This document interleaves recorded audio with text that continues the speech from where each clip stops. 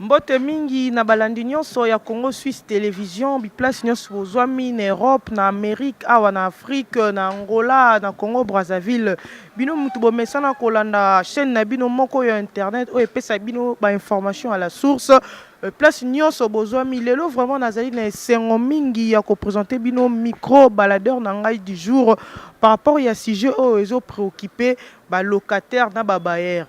Donc on met un peu kotambusa micro baladeur pour na kosolola na ba locataire na ba bailleur na ndenge nini ba vandaka na kati ya ba lupango.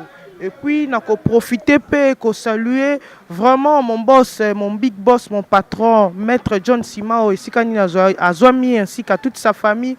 Et puis na le boss Masaka, le boss oyo ya ba les anges adorables, actrice prier acteur nyonso les anges adorables na bosanité, président na bango ou mon Océan Mutambu. Vraiment sans plus tarder to komeka kotambusa micro baladeur na biso pour na kozwa vraiment ba locataire et puis babaya kosola na bango to ba ndenge nini ba vivaka na kati ya ba parcelle na bango. Oui. Tokoki koyeba kombo na yo? Comment on a Léandre Loulé. Vraiment monsieur Léandre Loulé toni toyeba est-ce que vous allez locataire to zali bailleur? Nazaki locataire mais vu ma condition marambo il est dans la vie en location je suis sorti. Pour le moment, Nazana nous et Panabiso, je suis rentré chez nous à la maison. Vraiment, Ezali, vraiment si jeune abisso du jour, yango moni to tambusi micro baladeur oyo pona komeka koyeba ndenge nini tango ozalaki locateur ndenge nini ozalaki ko vivre na kati ya parcelle na bailleur na yo. Est-ce que relation na bino ezalaki ndenge nini? Il y a des parcelles et des parcelles. Il y a d'autres parcelles vraiment sans flatterie et bah parcelle au côté. Il y a la parcelle au côté, surtout vie. Il y a des locataires. Biso bateau, tu as chance. Apparemment, biso ba ticket la biso, bandaku.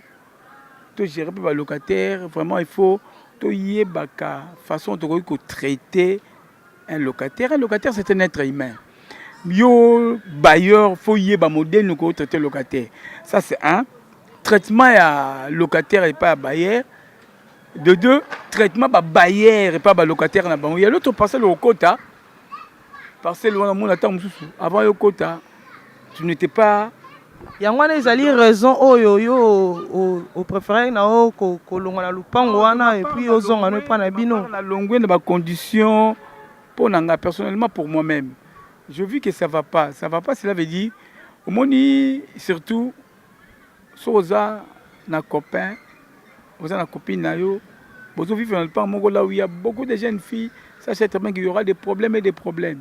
Et bon, nous vivons à CC, et Robanda, Basengio, oh, bon, sucré, Basengio, Pesité, Lobinangwe, comme pour boy. Je ne voulais pas relater ma condition à vivre dans le temps où on a longue, mais dans le but, il y a des parcelles et des parcelles. Toutes parcelles, elles sont bien pour nos côtes en côté. Pour avoir un côte à le pango, il faut y aller, yango pena malamu, côté en profondeur au yebi. Et batu mususu ba otia batu na merde. Ce sont des commissionnaires. Là, j'ai dit ça à haute voix, sont nos commissionnaires.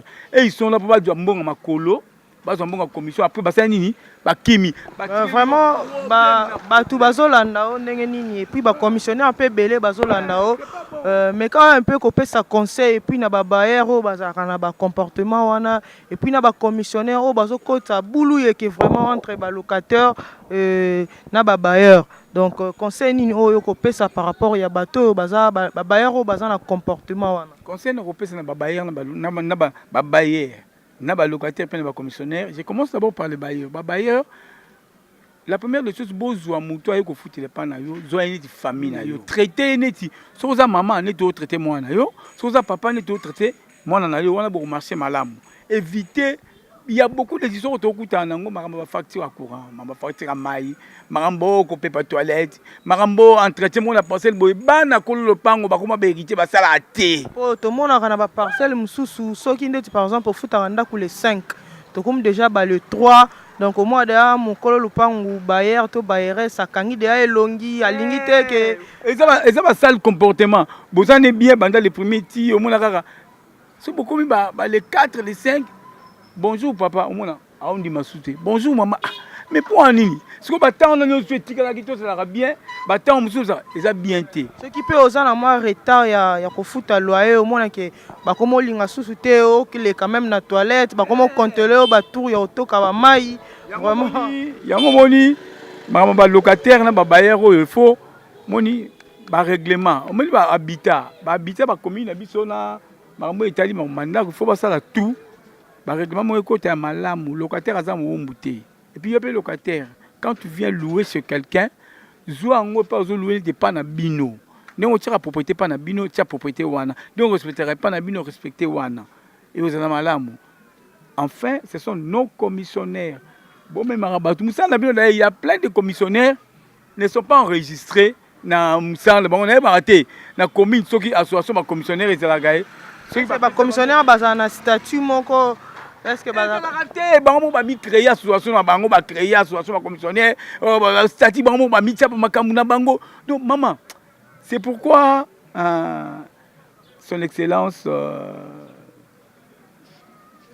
Félix Chilombo le président de la République et je salue en passant papa taille biso makambu toujours vivre quand tozongi susu na tele biso makambo to tele biso makambu te ça commis déjà mais quand on parle de social yango to obundana et ça quand beaucoup batu ba c'est pas le président quand président quand mettre à continuer jusqu'au azana moi te wana oke likolo makasi wana faut banana na bata service d'habitat sont des na benga ba service d'habitat sont des aventuriers ya ba commune na biso ba aventurier service d'habitat mais bango kuna habitant bango ça makaka soki bayer aki coopérer na ye so yo locataire oye qui habite au sala maté ba koloba no to camoufler ba continuer ba zongi si ma locataire ozomona que c'est pas bon hein nous adressons na président de la République yenda okitsa na se bakoye bakobongisa il a beaucoup à faire. Merci mingi monsieur Lulu ndenge ondimi kopesa maloba na o na micro na biso ya Congo Suisse Télévision. Congo Suisse d'abord c'est ma maison. Congo Suisse d'abord c'est quelque chose na moni ezobotama maître John de Switzerland. Azolanda o mon boss mon patron. Yo vieux yo zara yo na yo nga ba Congo Suisse. To moni Congo Suisse tant ezo matame et kende liboso makasi Congo Suisse c'est un talent makasi ba te belé basé ya malamu ezo mata Congo Suisse chaque fois caméra Congo Suisse na boya ngote bana lelo timo eti biso ba oyo ba Idriss ya Masini manager na kata ko siko na Congo Suisse bo talaka ne boye siko bo valoriser Congo Suisse ngo siko mata likolo makasi pour Congo Suisse. Eza chaîne moko blague te ebele bazan ba site internet ba na bigote toloba te ba na bigote ba osana banda kwa batu ba osana ba coin kokota. Merci mingi monsieur Lulu to continuer micro baladeur na biso pona kozwa ba préoccupation to kotambola vraiment lelo na ville à Kinshasa poto yeba ndenge nini ba locataire na ba bailleur ba vivaka na kati ya ba parcelle parce que ça vraiment sujet moko oyo préoccupé mutu nyonso parce que ba moyen kosomba mapango eza na nte tozana ba locataire biso nyonso mais est-ce que tu reconnais ka ko vivre boye est-ce que ba bailleur faut comme ça biso ba locataire lokwa ba ngamba to koyeba parce que eza pena ba genre ba locataire msusu otie na lupangu na yo akolinga botolo lupangu to koyeba ngo elongo na bino balandi nyonso ya Congo Suisse Télévision. Bonjour madame. Bonjour madame. Vraiment tout le monde awa to ebité ceux qui osali locataire moi na locataire to moi na ya bailleur. En fait naza moi na locataire. Vraiment si je na biso lelo ya micro ba l'air na biso de tozo tambusa boye ezali pona koyeba ndenge nini bino ba locataire to moi na ya locataire ndenge nini bo vivaka na kati ya ba parcelle na ba bailleur na bino ba conflit o réunir entre bino relation vraiment ezalaka ndenge nini. En fait, les autres dépendent de bailleur parce que biso ndeti place tozali actuellement reste na biso azana et moi bien dit que bon bazala ceux qui au moins bâton de foot en bongo des bakoma un peu en couleur c'est ça ouais moi bien donc il a dit que na makamu susu pe na makamu susu azala na bien mais les autres dépendent na bailleur ndé na lobaki kara po bailleur mususu ba kontara d'abord faut ba compter nombre ni bozali na kata lupangu soko simima ibalobi bolekisi boye balobi donc ils ont dépend kana ba bino banda bokota na parcelle wana na ne komata na niveau que ya koswana ba conflit na ne komela hotel place tozala ka ekomara mais place tozali toza place mon na bailleur. Maintenant comment vous faites pour na ko éviter ba biloko wana nyonso et comment entre bino na bailleur na bino, est-ce que bozaka vraiment régulier au foot à mbongo na chaque fin du mois par rapport à jour oyo bo foot à loyer na bino, parce que tu as dit que ba bailleur ebele matata mingi utaka soki peut-être que jour na boyo kana au foot anda soit les 30 soit les 5 so bo foot ité yango créer makambo mona mususu ba longola même ba tol mususu a bloqué wc a kangi pompe, donc bino bo sala ndeni pona ko éviter que bozala non en bon terme pe bozala non na climat mo ya pe na bailleur na place tozali en plus na rôle ba trop mais place tozala qui to bando éviter trop maquiller dans le pango, to bando éviter ba utilisation mingi ya mai, donc éviter ka pona solo la ko ba problème na yi parce qu'il y a bando ya ko contrôler sous comme mon problème mon le pango bosu problème bien makelele, donc lui vraiment ba baya ba caprice de mon candidat la ka ya ki baya balinga trop komona ba locataire na scène quoi balinga toujours ko le dessus na ba locataire. Maintenant aux alliés liboso ya caméra ya Congo Suisse Télévision conseil ni okopé ça parce que bazolanda yo monde entier bazolanda yo pe awa na Kinshasa, donc conseil ni okopé ça par rapport ya ba bailleur oyo ba luka ko mener vue dure et pas ba locataire na ba. En fait conseil non pe ça bango il faut bazala kaka en bon terme na ba locataire na bango parce que avant pe bazala ba bailleur peut-être bazala pe ba locataire. Donc il faut qu'il y ait un commerce qui revend en amont tout. Donc on a très que les dessus sérieux parce qu'on ne sait jamais. Peut-être le lobby peut tomber, ou comme locataire. Donc il faut être toujours en bon terme. Maintenant, batou, soit bon cas local là quoi. Donc merci beaucoup la disponibilité de Bisso Congo Suisse Télévision pendant qu'on interviewé par rapport à sujet na Bisso ya lelo. Merci. Bonjour papa, tolingi toyeba kombo na onani. Comment on a papa Michel? Papa Michel, ozali locataire, tozali bailleur. Na bailleur. Vraiment si je n'habite pas le micro baladeur na biso na Congo Suisse Télévision tozo lobela ndenge nini ba bailleur na ba locataire ba vivaka to ebité ba locataire na yo ndenge nini ozala na bango vivaka na bango ndenge nini, est-ce que bazali ba locataire ya malamu ba futaka loyer na bango bien, est-ce que bokomaka na ba problème te vraiment naza na chance mingi ya kozala na ba locataire po ba locataire na ngai naza na bango donc baza lokoko to bandeko na ngai bana na ngai. Donc tu vivras vraiment malamu penza. Parce que problème ya kufutela ndako te, puis parce que problème ya kuswanisa te, parce que donc likamo ngana koloba, pour na kameta li lupango bandimaka ya mbala moko, na motema moko, pe basalela ka yango. Donc ils avaient vraiment chance na oyo kuta ba locataire bien parce que tu ebi ke ba locataire mususu so akoti na lupanga mutu. A komi su lupango lokwa ya ye belé bazaka na problème ya jeune, ils allaient vraiment parmi babiloko o esala ke ça la qualité entre ba locataire na ba bailleur puis ko futa mbongo ya loyer. Bon yo conseil nini ko pesa pour na ba locataire o pe bazana ba comportement na ya mabe et puis na ba bailleur pe loko ayo oyo ba komisaka vraiment ba locataire na bango ndeti bangamba eloko nini yo koloba par rapport à sujet pour na ngai na kosenga na ba locataire tout comme na ba bailleur bazaka tango na moni malamu ikambo ezaka nini kozala na harmonie malamu ezali kambo ya koyoka naka ko comprendre mutu likambo lobby na ko comprendre mutu likambo lingi les dio za na posa likambo boye yo locataire oyepsi na bailleur talanga nazo mona likambo ezo déranger ngai loko mo to sala boye locataire ya malamu akuka pa za solution malamu po likambo locataire aza ko remarquer po na ye tantôt pe yo locataire le bailleur o remarquer kayango mozaka na courage wana te ya ko réparer yango na sengi kezala ka bongo donc boyo kanizala contre locataire na bailleur. Parce que le locataire est un gamboté, hein? Le locataire est un moto, le locataire est bailleur. Parce que les locataires a changé ma pango, a changé ma pango 5, 6 ma pango par rapport au comportement na ye. Les gens na bailleur musu lokola yo, donc musu à côté na le pango na ya ça la même 3 mois té. Mais biloko wana nyonso malgré yo na lobi ke au viva yango te aux ba locataire malamu. Mais eloko ni ko sala ke pour makambo wana et si là peut changer. Puis pe na ba commissionnaire surtout bazali base. Il y a créé vraiment un conflit entre les locataires et les bailleurs. Pour les cambo ya ba commissionnaire, ngai pour ngai ibongaka yo bailleur. Pour au droit d'engagement na locataire na commissionnaire, il faut payer sa condition na yo pa lo ya commissionnaire. Talanga na linga boy mutoko yela ngai yebisa ke libera ke pa yo zo ke no kota tala papa wana alinga ka boy. Pour les bailleurs, les locataires, ça au côté, au tourner. Et ça y est, bisio comportement nanga. Aye bisio makamunga na lingaka. Wana soko nimi yango, bozala malamu. Puis les locataires au côté na lopango. Ba condition na yo ko pesa. O yebisa talanga na linga lokola ngai. Ngabila makelele na sepela kangote. Koswana na koka kangote. Ali yana linga soli kamezali, bo yokani bo sololi, po bo ja compromis ya malamu. Yana bo vivre pe malamu.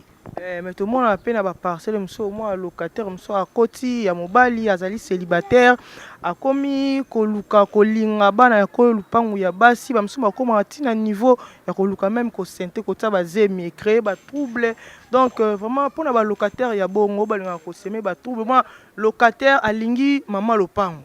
Vraiment pour na ba biloko bongo yo kolobani. Pour na ko dani ko yo ka likamande ngwana te. Ezala pour na ngana ko akudute. Ko sepela mundu soko sa komika ndengwana kada mangana bimisi pa ina ngai. Donc tout ça na ba comportement malamu pa yokeyi.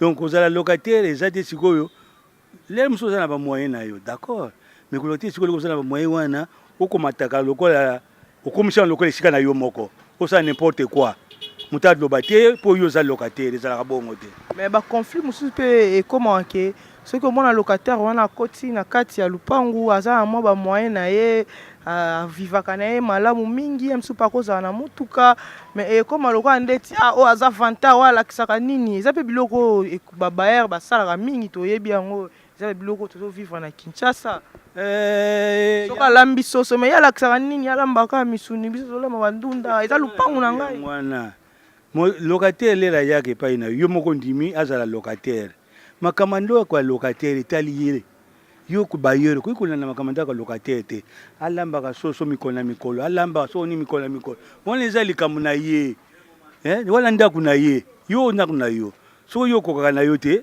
ko yo ke pasite ko sala ya mwasi ya mobali ye aliko kotisa basi mingi wa mwasi pe ye aliko kotisa mibali awa donc ezali vie na ye donc to moni ke ba bayer ebele balinga ko landela moi ba locataire na bango est-ce que yo osara bongo te na lobby te l'air yo zo locataire il faut pesa dia ba condition na yo zala kana yango oyo lingaka oyo lingate oyebisi soko ya oteplate carrément est-ce que ndeti yo bona lupango na so locataire azo ya 0 heure aya ko beta porte 0 heure par exemple mama kesi wana ya 0 heure oli kampenga na telemelaka yango wana na lingaka likambo wana te na lingande likambo wana te eza ba locataire mususu basalaka bazongaka butu d'accord au moins biloko wana il faut ko yebisaka déjà parce que l'air wana zo yebisa ko yaka retard boluka moye botu solution ya likambo fungola ya portail oko sasa portail uti fungola na yo po ya bato ezali mais ezaka risque mingi pona nini biso ba bailleur babala do bakoma na mboko yo ko yaka ba l'air wana ba yo insécurité basalo likambo ka lupango siko bailleur mtakutombe victime na likambo wana yango na ba condition eza olingi ko kota ka ba retard luka moyo za na clé na yo boso yo kiso ezaka te oluku yo moko bongisi po locataire azana yo locataire azana clé na yo bayer pas azana clé na ye po le yo fungola lopango eza to beta koko po deranjaka batu baya kufungola yo ezala ka malamu te. Merci mingi papa na ndenge ondimi ko répondre na micro na biso ya Congo Suisse Télévision balandio na poto na Amérique na Asie partout Angola Brazza balandio vraiment merci mingi na yebi ke o continuer ko kozala ka bongo ndenge o vivaka na ba locataire na yo. Et puis vraiment, Nasengio vraiment merci mingi. Merci mingi. Bokene malamu.